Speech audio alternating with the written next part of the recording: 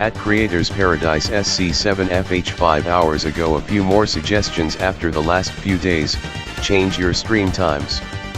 You say your viewer base is older, 20 to 40. Anyone in Central or Eastern time will stop watching day stream halfway through to commute home from work and then is likely making dinner and doing other things. Your night stream then starts too late for most East Coast viewers to really watch a good chunk of it, considering a lot of them will be going to bed earlier than young people. Your night stream isn't an option for anyone in Europe. Move the time of everything up by 2 hours. You'll catch more people watching sitting at their desks working for day, and the night stream will be at a time where you are likely to catch more viewers for longer. If you're going to do these suggestion box threads, actually build full podcasts around talking about them rather than just talking about them if there's nothing else to do. The Hangout stream you did last night could have been a whole suggestion box review stream instead. If you want to actually look at these suggestions, you have to proactively dedicate time to reviewing them. Plan your podcasts. Right now the strategy is, review the last day, talk about the schedule, talk about what you found trending on Twitter 20 minutes before the show, then Q&A. Like others have said, cut down the review/schedule. Stop doing Q&A every podcast. Plan segments to talk about. This can be done in advance since it doesn't have to be a trending topic. If you can't think of something to talk about, end the show early. Stop calling people/questions stupid or moronic or whatever else, even if you think they are. You will say this makes it not the real Phil, but some things are better left unsaid. Asking your favorite song from Bad Bunny doesn't require you to call it stupid or moronic. Yes, this actually happened in the last few days. Just say you don't listen to them, ask if the person asking has a favorite you could check out later, even if you don't end up doing it, and thank them for the question and move on. Spend some time learning how to use OBS. You drag stuff around your screen between segments way too much. Each show/segment should be its own scene that you can click to with one mouse button. This would be even faster/easier with Stream Deck after a PC upgrade. See my first comment. You really shouldn't be dragging stuff around at all during a stream. Only exception might be when the webcam ends up in a bad spot. Actually take an interest in chat. Your Q&A is so one way that it hurts. If someone asks you about a thing, answer, and then ask what their opinion on it is.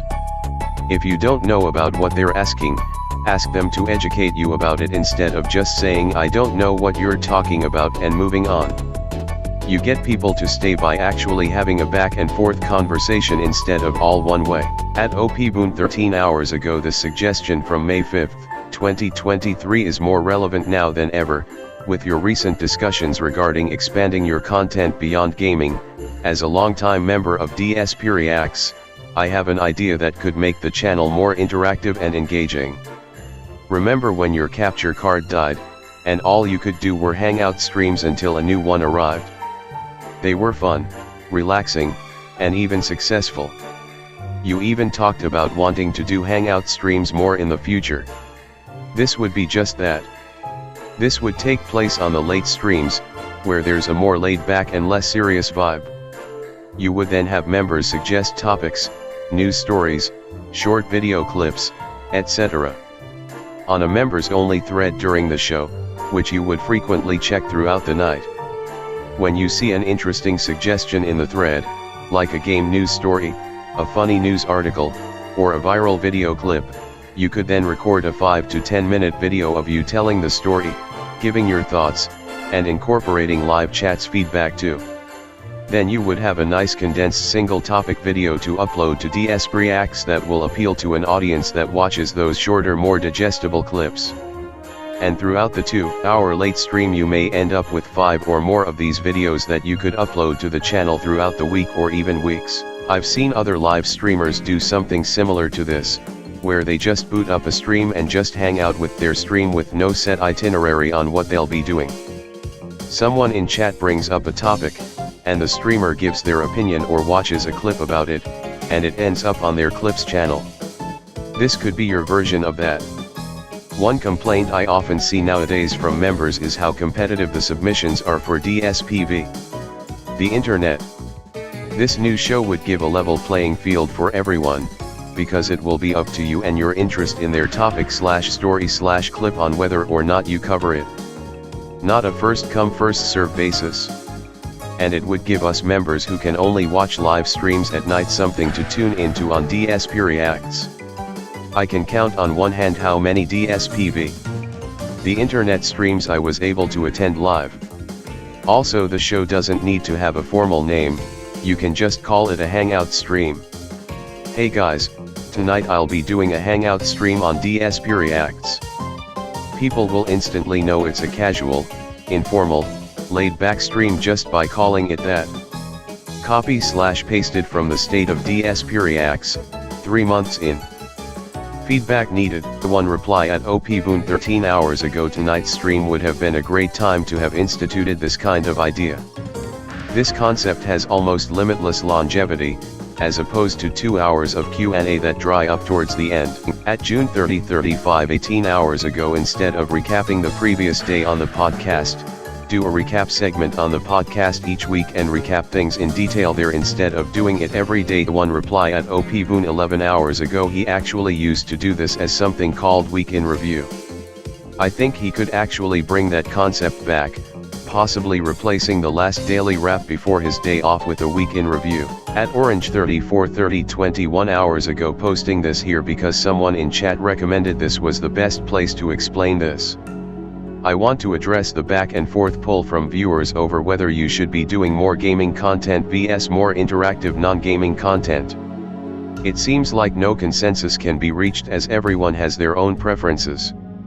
While it's true that those wanting more gameplay might outnumber those asking for other types of content, I would like to point out the value in catering to this dedicated group of fans that follow your more personalized interactive content. It's my interpretation that due to your long 15-year legacy of mostly being a gamer, you still have a larger contingent of people who want to see gaming content. However, due to the diverse amount of games out there, there isn't really one type of game that will satisfy all gamers across the board. But when discussing non-gaming topics such as reactions, gaming news, Q&A discussions, storytime narratives, etc., these may have less demand from your full audience, but typically the ones who show up tend to stay engaged and focused during these events. These interactions offer something unique which cannot be replicated through your typical gaming videos. The reason why I think there is more demand for gaming content when you request feedback is because there are many voices that share a desire for more gaming, but they don't all participate equally when it comes to the gaming streams. This skews the data towards gaming demand. Due to the diverse amount of games out there, and your audience's preferences for various genres, there is no one game that you can play that unifies all the more gaming crowd and bring them all in at once. Let's work with easy numbers and say you have 100 people, and say 60% of your audience wants more games. Of those 60 people that want games, 30 of them really want to see a fighting game, 20 of them really want to see you do a shooter, and 10 of them want to watch an RPG title. As you can see here, already there is division within the gaming side alone. On the flip side, let's look at non-gaming content, where only 40 people wanted non-gaming content. Of those 40 people that showed interest, almost all are willing to engage and interact together when you produce non-gaming content streams. In summary, while both sides have valid arguments, it is apparent that a unifying element exists among those who favor non-gaming content. By nurturing engagement in this area, you could potentially foster stronger connections with your community overall. My humble recommendation would be to continue what you've been working towards, with the variety of content you currently provide, but perhaps leaning into non-gaming areas slightly more, ensuring consistency and quality and building up the audience you have for non-gaming interactive content. This strategy allows room for growth of loyal followers that enjoy the interactive content that you want to eventually make more of anyway. Thus it behooves you and the community that you build up your content towards what you want it to be, and not just what the current largest loudest group happens to ask for. Thank you for taking the time to read and consider my perspective. At Rubberstack 22 hours ago, my issue with the podcast is the recapping previous day and talking about the schedule. People who are interested about the recap either watched the daily wrap or those streams. So people who are already interested about the recap already know what happened and rest aren't interested about a recap. Same thing with the schedule. You tell the schedule for the next day in the daily wrap, and you post it here and on Twitter. Plus you can type schedule on stream to see the next day's schedule. There are so many ways to know the schedule, so there is no need to talk about it on the podcast. For most people it's just boring filler since they already know the recap/schedule or were never interested about hearing about that. Instead, that time could be spent on news or QA, which would be much more interesting. At Jessica Branderson 23 hours ago, your capture card has audible white noise on constantly. When you mute your mic but the capture card is active on a silent screen, slideshow without music playing, there is a lot of noise that is very obvious when wearing headphones. You should be able to see this in OBS Audio Meter. At user NL2GZ722J 1 day ago, my genuine advice is to start considering an exit strategy. I know it is uncomfortable to see the downward trend, but it is the reality. I don't think you will find a gimmick that will suddenly stop the downward trend or reverse it. I know it is uncomfortable to think about having to quit your comfortable YouTube job, but trust me, it is going to be much more uncomfortable to be forced to stop doing this without any plan. One reply at OP Boone 11 hours ago, I believe this is a solid suggestion. Having a backup plan is always smart. It's important for him to explore alternatives now, especially with recent concerns about carpal tunnel. Preparing now can alleviate future stress. Personally, I suggest he consider expanding into covering gaming news in a more comprehensive manner, creating separate videos that are easily digestible for a wider audience. At DSP 1 day ago, edited, just some constructive feedback. You can read my name. Cut the podcast to 30 minutes, no need for a 2HR podcast. You should show up on time. 30 minutes to start a podcast is too much a wait. Stop talking about support and tips. You making seem like everyone's problem when it's just a you problem. Everyone got problems, so they don't need to hear about your financial problems. It's a turn off. If you're not making good money on streaming, become a part-time streamer and get a full-time job. Will be less stressful for you in line run. At James Media PC 8QW 1 day ago, okay, let me give you the keys to DSPgaming success. 1. New games twice a week. Stop worrying about finishing games. 2. Let's plays are dead. Edit the videos you post down to highlights and let your live streams be the full videos. 3. Use a mute button as much as possible. Entertainment media needs to be as clean as possible. 4. Cut back on repeating the schedule over and over tremendously. 5. Mention support twice a stream. Once in the beginning and once at the end. At Zero Rearmed 1 day ago, edited, my suggestions, introduced themed days, like retro/old school days, SNES, N64, PS1 days, etc. Why not play 007 GoldenEye or something like that? Doesn't need to be new releases. Have a hard limit on the podcast length, just keep it to an hour. The reason it has the most viewerships is people want to hear the rants.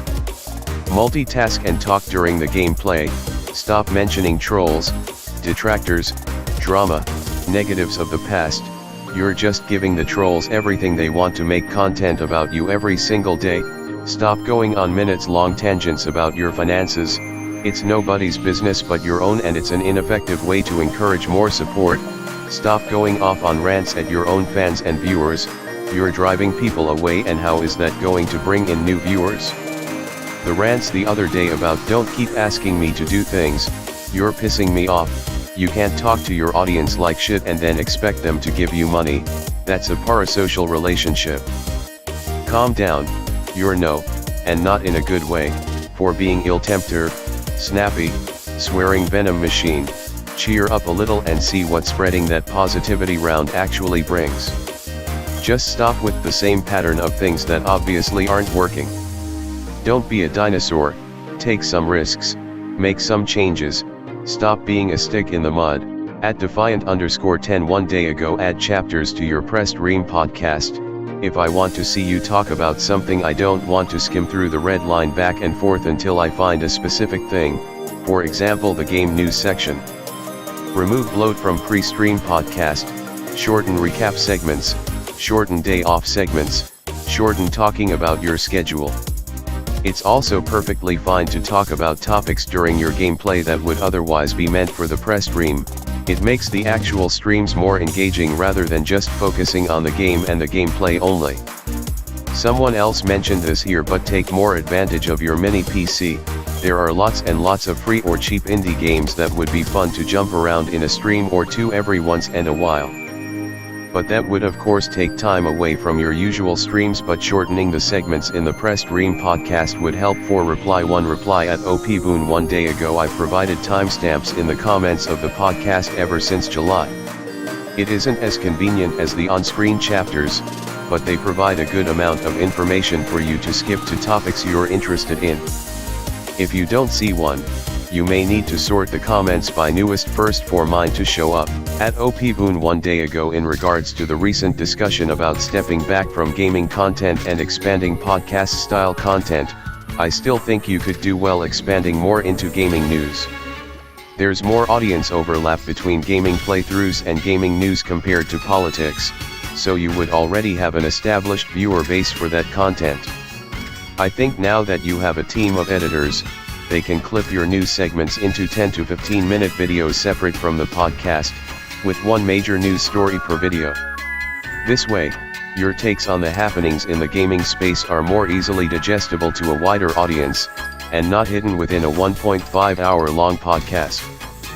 For example, your Xbox announcement segment from the Level 1 podcast EP 254, maybe even integrate snippets from previous podcasts discussing the wild speculation on social media leading up to the reveal. This kind of extra content could fit well here on DSP Gaming, unless you think the gaming news videos might get buried beneath the Let's Play content.